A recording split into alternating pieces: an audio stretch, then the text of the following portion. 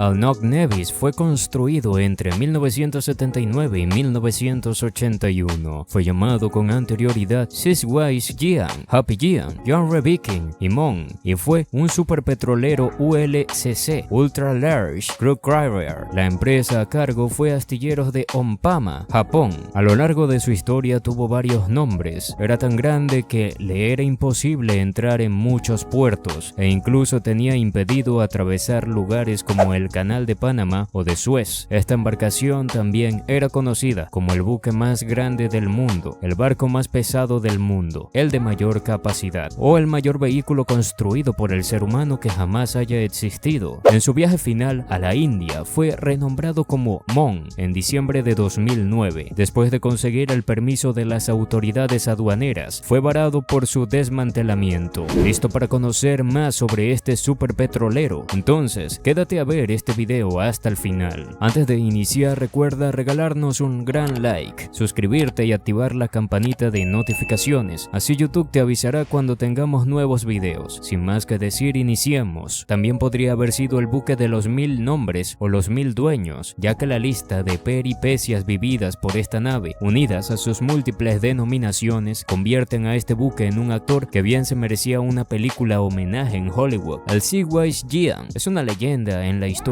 marítima, conocido como un coloso de los mares capaz de capturar la imaginación de aquellos fascinados por la ingeniería naval y la exploración de los océanos. Este superpetrolero ULCC fue una maravilla de su tiempo, construido en el año 1979 por Sumitomo Heavy Industries en Japón, y hasta la fecha sigue siendo el barco más grande jamás construido, incluso décadas después de su creación. Este poseía una longitud de 458.45 metros. Este gigante del mar no solo eclipsaba a muchos rascacielos famosos, sino que también dejaba en la sombra al legendario Titanic y casi a cualquier otro barco de su época. La magnitud del Siswise Jian era tal que su manga o ancho de 68 metros le permitía transportar una cantidad asombrosa de 4.1 millones de barriles de petróleo, una hazaña que ningún otro barco podía igualar. Por esto mismo, sin embargo, su tamaño monumental también venía con desafíos únicos. Este no podía atravesar canales estrechos como el de Suez o el de Panamá. Además, el Siswise Jian no solo enfrentaba restricciones en términos de rutas marítimas, sino que también su tamaño era tal que imponía limitaciones en las oportunidades de comercio y transporte. Muchos puertos simplemente no podían acomodar un barco de tal envergadura, lo que complicaba la logística y requería una planificación meticulosa para cada uno de sus viajes. Esta limitación geográfica obligaba al barco a tomar rutas alternativas, lo que resultaba en costos y tiempos de viaje incrementados. A pesar de estas dificultades y lo que parezca, el Siswise Jian se mantuvo en servicio durante varias décadas, transportando crudo por todo el mundo y sirviendo como un testimonio viviente de la ambición humana y la capacidad de ingeniería. En una época donde el petróleo dominaba la economía mundial, este superpetrolero era esencial para el transporte de grandes cantidades de crudo, lo que lo hacía un activo estratégico en el comercio internacional. Su presencia en los mares era una muestra palpable de cómo la ingeniería puede superar desafíos logísticos y geográficos. El Siswise Jian, conocido también como Happy Jian, John